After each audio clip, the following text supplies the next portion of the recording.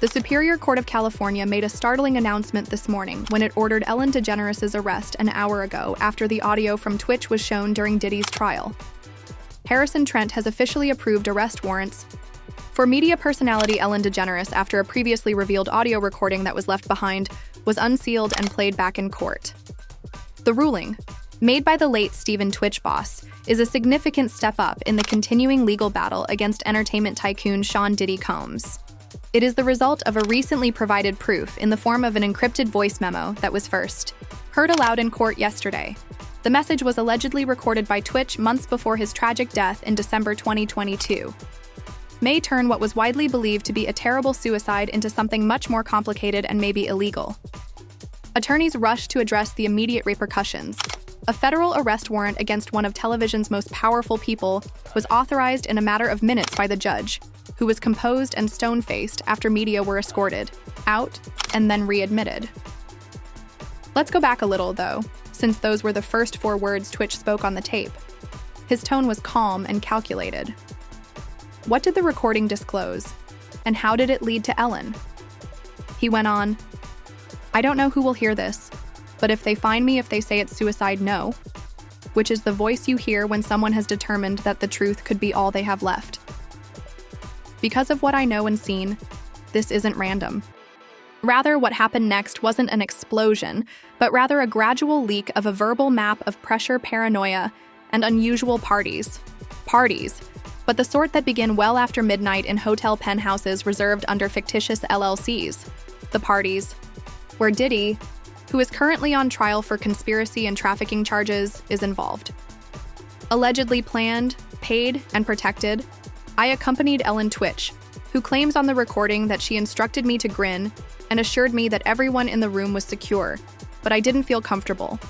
Instead, I felt, although his voice trembled when he was being observed as if I were being selected, he only used the phrase blackmail once, but he didn't have to because the Twitch boss was publicly grieved.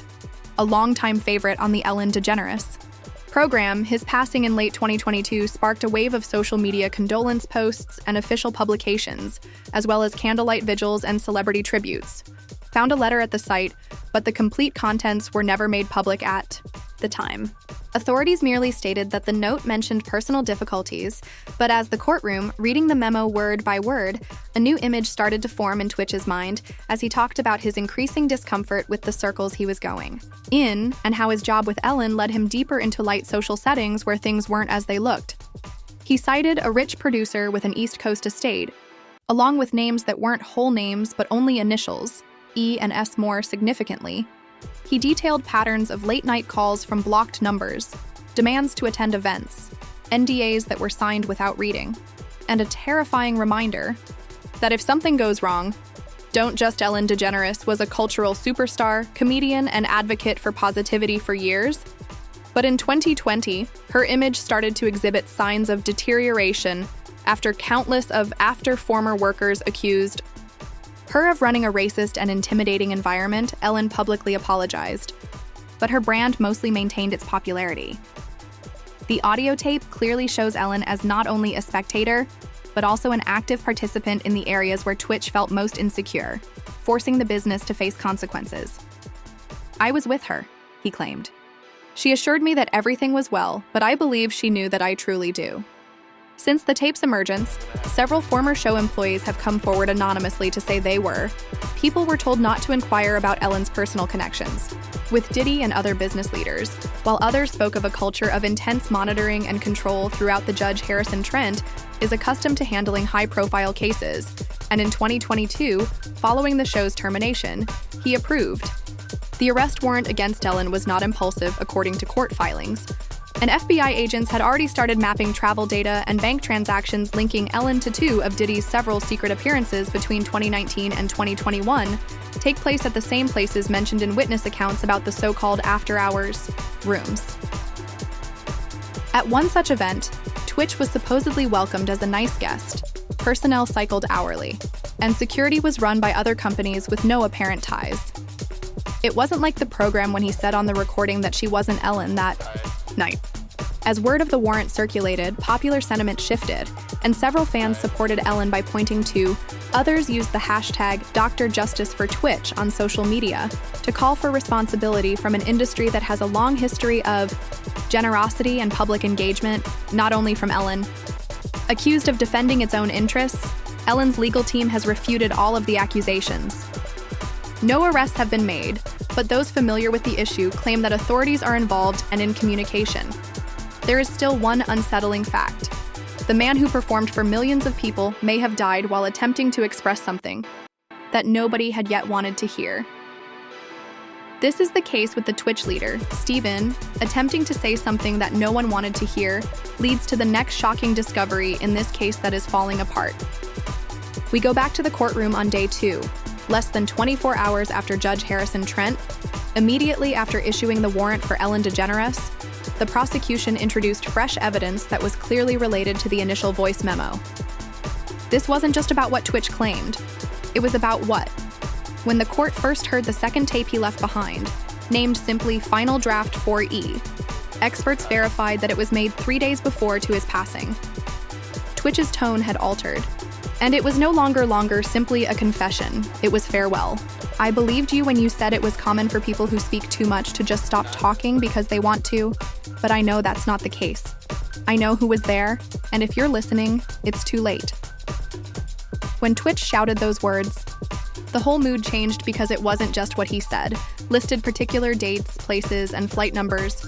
2 of them matched Sean Diddy Combs' prior party dates, and one of them put Ellen there right away.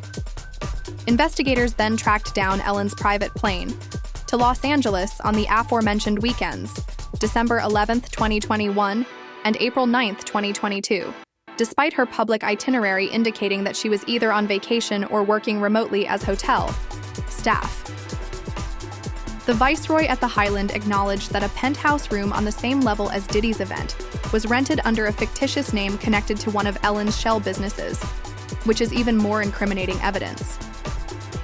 According to previously undisclosed documents, Stephen Boss was categorized under entertainment.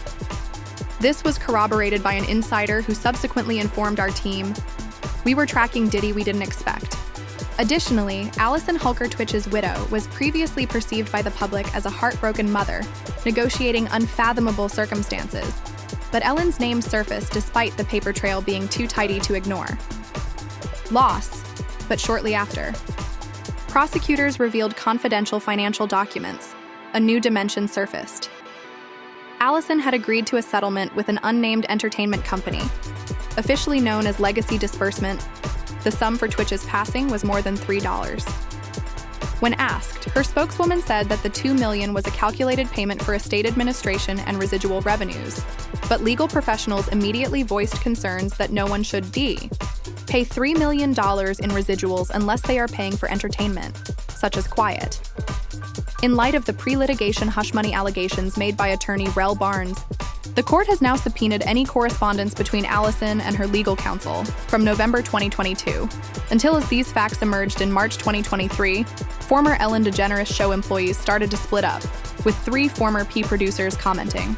Under condition of anonymity revealed regular trends, off-limits discussions regarding Ellen's private guests, and repeated references to after-parties where staff were instructed not to raise questions. A culture where quiet is valued. Twitch arrived late one morning, said nothing, simply sat down and gazed at the screen, and described a terrifying event from the show's last season. When Floor Ellen questioned, "You good?" he replied, "Depends who's watching."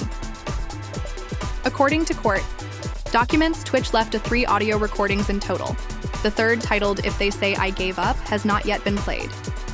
Judge Trent has said that the file would be allowed provided its validity and relevance are established. Sources close to the family corroborate that it was kept under a password, and metadata indicates it was recorded just 12 hours before his death. Until then, there is disagreement and conjecture. 2 lines that investigators transcribed have already been released, but the FBI has subsequently classified the contents of the hard disk, which was just recently opened by forensic examination. The thing that hurts the most is that they're going to assume that I gave up. Even though I love dancing and my family. Ellen hasn't made any public statements since the arrest warrant was unsealed. remarks from her legal team describing the allegations as completely baseless and foolish. Yet outside her Montecito estate, there is no activity and no timeline. Ellen's brand is now the loudest sound in the case, and prosecutors are pressing for the third trial to commence on Monday. Ellen has made no appearances or denials. The Ellen DeGeneres program is now a case rather than just a canceled talk show, and Ellen's team is fighting to get the document suppressed under hearsay and privacy protections so that it may be aired in public court. The Twitch boss is gone, but his actual voice is now being heard.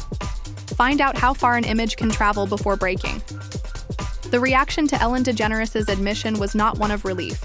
Rather, it was one of rupture, as her well-crafted confession did. And for the first time in years, Ellen might no longer be in the spotlight. Little was done to stop the trend. Within hours of the video becoming online, requests for more responsibility inundated digital channels, and the headlines heightened Ellen's admission of guilt. However, would the system conform to a mob that assembled outside Warner Brothers at studios that night? Not to condemn a single person, but to lament the delusion that many experienced for years? Said he danced so you could smile, you looked away when he cried. Candles were lighted inside by prosecutors for reckoning rather than punishment.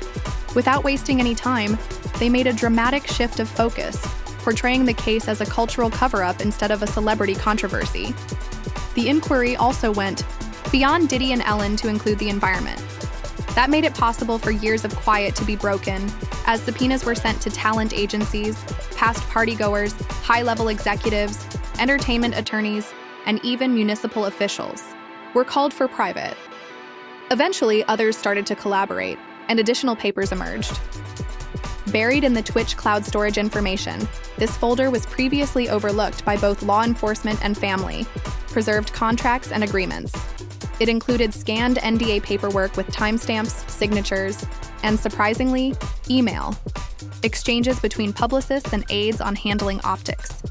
If Twitch flips, a statement sent to an executive PR agency via a burner account reads, "If he leaks, pivot to mental health.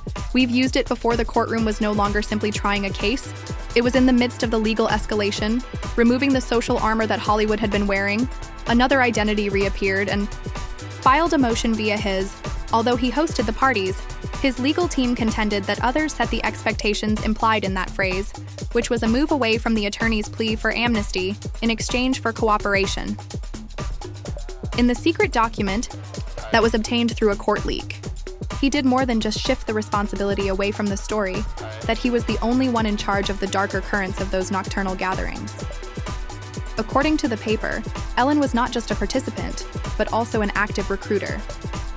Ellen's responsibilities included promoting attendees, especially those in her network of influential artists. Assistants, even dancers, were vying for favors. Investigator Stephen Boss highlighted one name in particular. By this point, the theory was no longer a theory. A case was developing around the notion that Twitch had been purposefully welcomed, comforted, and then left exposed.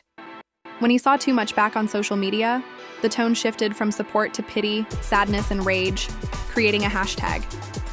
He attempted to depart when it started trending across the world in a matter of hours, and Allison Holker, who had been tactfully negotiating the pressure from the media, suddenly broke her silence once more.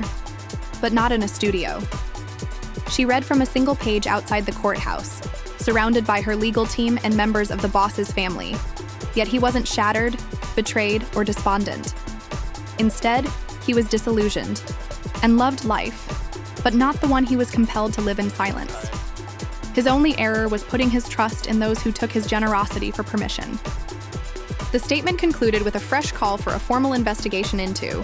When the application was submitted that same day, it was determined if Stephen Boss had been pressured, threatened, or drugged in the days preceding his murder. What followed? Destroyed any residual security footage of ambiguity that was found in a hotel suite that had been connected to one of the parties, showed Twitch walking in with Ellen, who was clearly agitated. The two conversed. He shook his head and she indicated below, but there was no sound in the elevator for a brief while. He moved away, and she grabbed his arm, and he froze. This was the last time the two were ever seen together. After 3 days of being together in public during a humorous social media post commemorating the show's impending conclusion, forensic lip readers were being used to decipher that elevator. since Ellen had already acknowledged moral participation. The video's turn toward criminal implication marked a red line, and her legal team began negotiating a reduced sentence, and she provided naming agencies, private transportation services, and quiet financiers in return for their complete assistance in the larger probe behind closed doors. As she did so, an astonishing fact surfaced.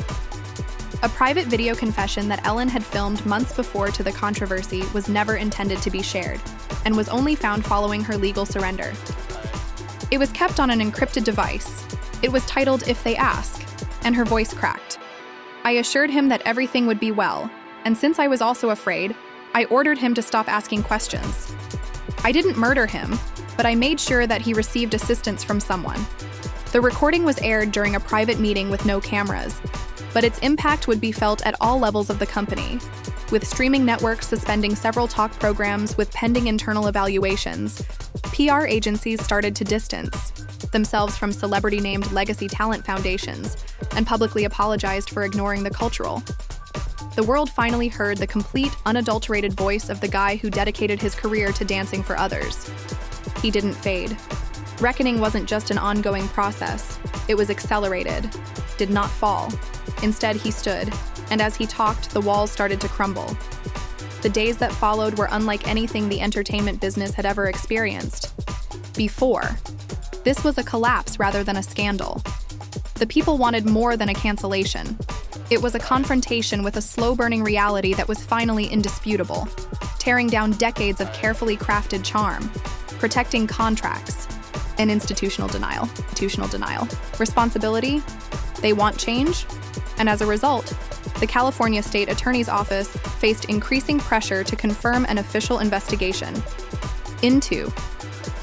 The Ellen DeGeneres is at the heart of this investigation because of the entertainment industry's use of coercive NDAs, particularly those that are used to silence lower-level workers, contractors, and performers. In the midst of the legal turmoil, the personal toll increased despite the show's related production firms and more than a dozen guest lists connected to parties that are now simply known as the Midnight Floors. The already grieving Allison Hulker disclosed that her family had received anonymous threats and that her kids had been expelled from school when the paparazzi started. She requested privacy while camping outside their house in a joint statement with her lawyer, but she also warned that those who want this buried aren't done yet. They've lost their protection, so in a week they'll go after the witnesses who weren't lying, including 2 former Diddy event staff aides, took down their remarks. One accused the other of intimidation, while the other vanished from all social media. Meanwhile, a well-known Hollywood fixer, who has long been suspected of specializing in reputation damage control, was discovered to have removed references to important individuals and visitor images from several internet sites. When federal agents questioned her, she cited her Fifth Amendment rights, and what came out was, Twitch died attempting to reveal a terrifying truth that was not only unsettling but also deadly, but additional voices surfaced when an anonymous letter was presented to the court with a postmark, written in looping handwriting from Nevada. It did not include the sender's identity, but it detailed in excruciating detail a similar party from 2017. The victim, who remained anonymous, was a young, the specifics, which included Ellen coming late but delivering orders to the room, and the dark penthouse windows that were required for phone drop-offs resembled Twitch's own recordings. The letter concluded with a single sentence. I was afraid that Twitch wasn't the only platform, but this letter, which was confirmed by handwriting experts and circumstantial evidence, was a turning moment. First, but certainly not the last, an impartial commission called the Artist Integrity Review Board was established. It was composed of a group of trauma doctors, legal professionals, and former performers who were entrusted with. There was a funnel for stories to emerge securely when a method was established to record atrocities without fear of reprisal for the first time, and there were so many reports that there was a backlog, established in a matter of weeks. And Ellen's quiet was reinstated, this time under legal constraints. She was officially accused with criminal obstruction of justice. Conspiracy to obstruct evidence, but it was the sentencing hearing prior to the court that actually changed public opinion, not the charge sheet. Ellen didn't reading from a script. Without a lawyer to represent her, she approached the microphone, halted, and stated, I laughed when I should have been listening, and I stopped listening when I should have. She was given a 2-year term of restricted freedom and an experimental sentence, and I will always remember that. She made one last speech before being led out of the courtroom. Some perceived it as leniency, while others referred to it as an accountability program that combined required collaboration with ongoing investigations with monitored residents, financial reparation to victims.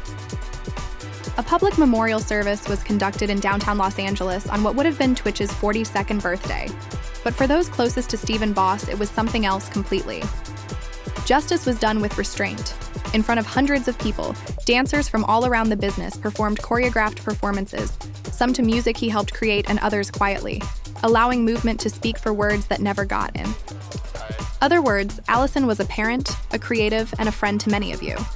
He wasn't a headline or a hashtag, and the reason we dance tonight isn't because he's gone, however, because he eventually revealed it, the universe and the narrative. Someone in the crowd listened. He never gave up. It was screamed. And the audience repeatedly spoke it aloud. Didn't give up at that particular time, though. The story was irrevocably altered by Stephen Boss. Would not go down as a man who he would be known as the guy who broke,